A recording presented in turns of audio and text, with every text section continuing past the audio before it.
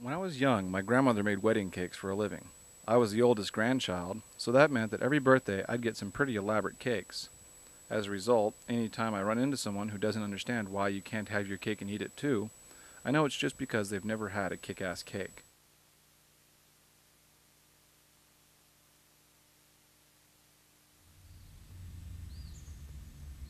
As I've gotten older, I've discovered that occasionally it seems cooler to want to do something than it is to actually do it.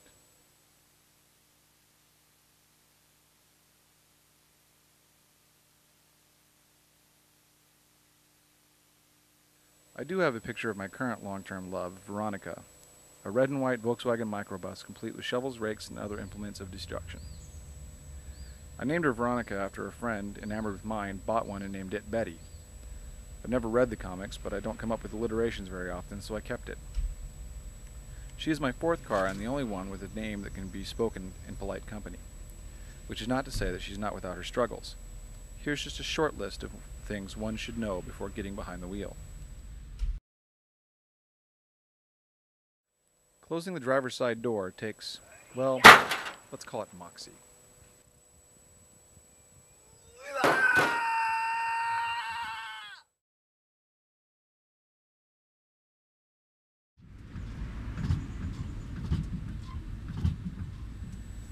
The steering wheel has a great deal of play. This makes turning more of a suggestive act rather than a direct one.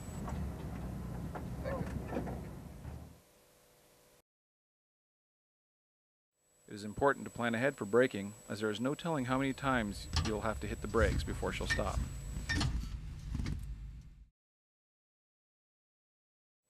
Occasionally, it is necessary to assist the bus in idling.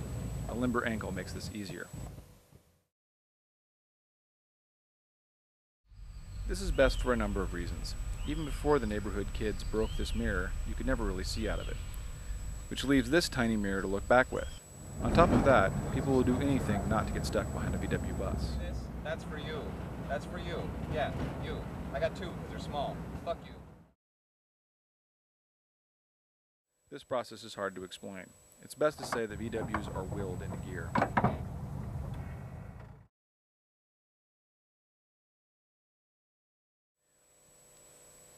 If you are warm, you press this lever that opens this vent, and then channel the air to the back or to the front.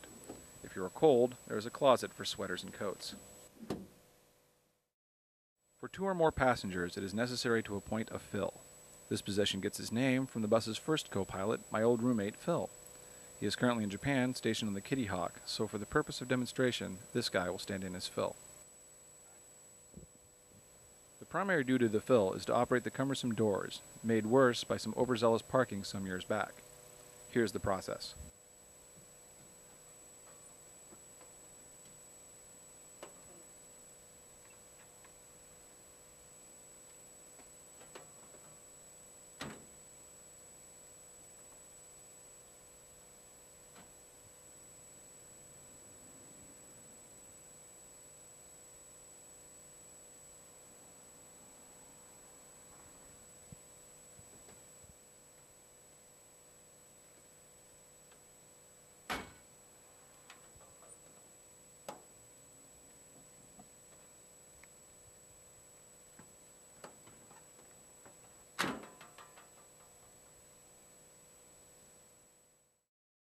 I have this exact conversation at least once a month when I'm driving.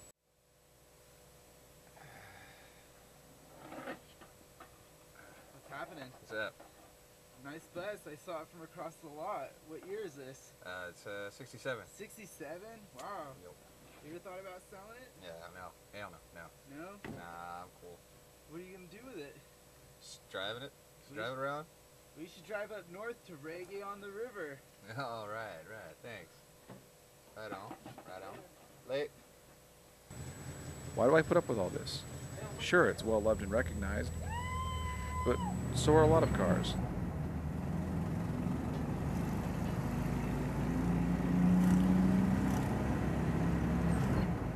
And I don't drive to be stared at.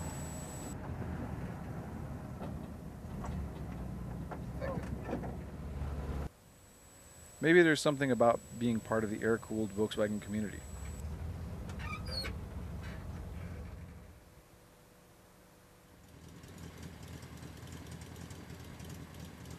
After all, there's no inherent value in difference. See, and that was on the fly. Being different for the sake of difference is still being dictated to by the norm. Ultimately, most people don't want to stand out in a crowd. They want to stand out with a crowd. I'm no different.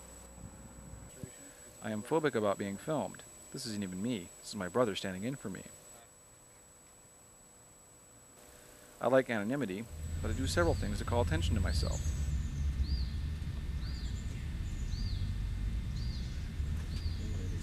Which is probably why I like the bus. Let me explain. VW buses only have value because of their reputation in society. A reputation gained from an anti-status movement. That reputation gives the bus value, which thereby gives the owner status as a member of an anti-status community. Thus, the VW is the embodiment of the little hypocrisies that are unavoidable in life.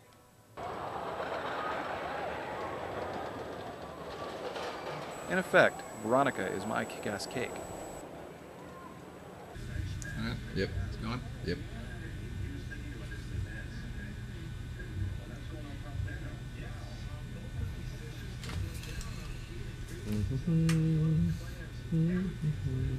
How long's that been? Lots. Oh, that's